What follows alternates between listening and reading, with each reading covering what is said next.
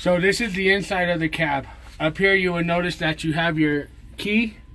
You want to make sure that you start this engine first. That's going to be your drive engine. Once you start that engine, then you would come over here on your keypad, and this is where you would start your rear engine.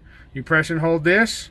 Once you hear and feel it start up, that's all you have to do. To adjust your RPMs is right here. These two buttons right here, your plus and negative.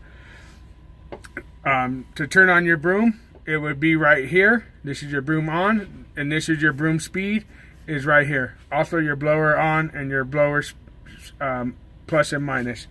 You want to make sure that you always run in number 1 because that is manual. Number 2 is automatic. So we run in number 1.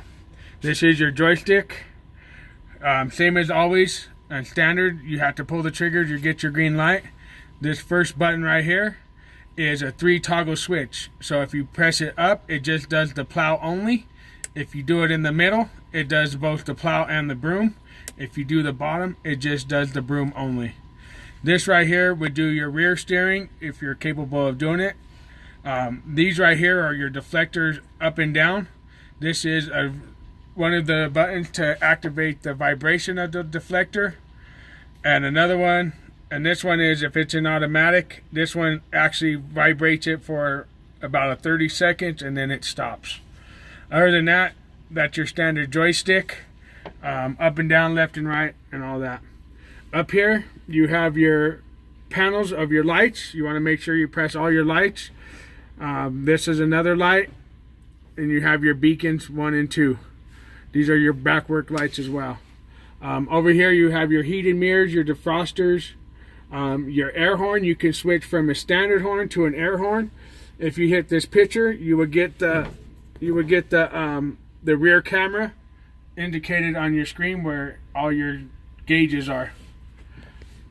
These right here are your windshield wipers for your side of your windows.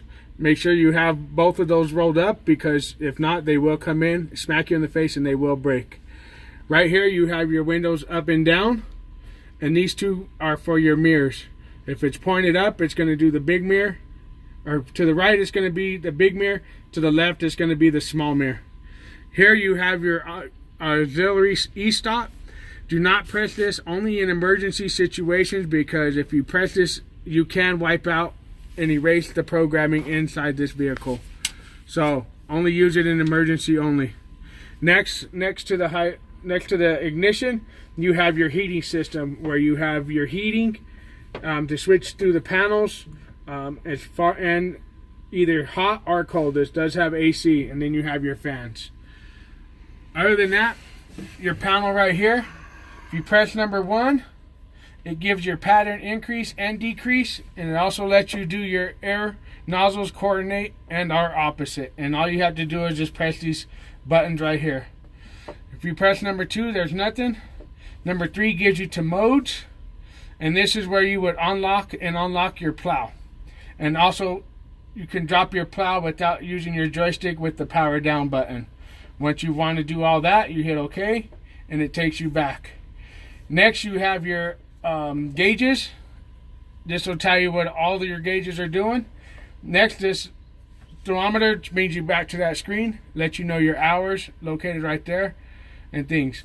This right here is your cruise control. So when you are idling, if you were to turn this on, this would send either plus or negative into this, but since it's not running, it's not going to allow us to do it. This box right here lets you get to hour meters, and you can also scroll through to where you can turn your electric pump auto. You want to make sure that's on auto. Your ground speed control is on. And to make sure that your weight transfer is on. If you were to ever get in and your weight transfer was off, that's how you would turn it on, is by pressing that. Other than that, you have your steering, and you could go through your different steering modes, but just leave it into the crab, all steer, which is it in now, and that way you don't have no problems. To get out of that, you would just hit back to this, and it would take you back. And you will see on here that your hitch is indicated as lock and your plow is in manual. Other than that, it's a standard cab as all the other MBs inside. You do have your radio and your turn signals, and your air brake is located right there on the left hand side next to your radio.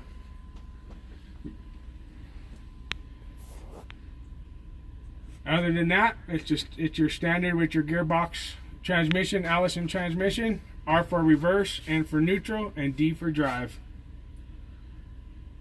See you in the snow. Thank you for watching our videos. See you in the snow.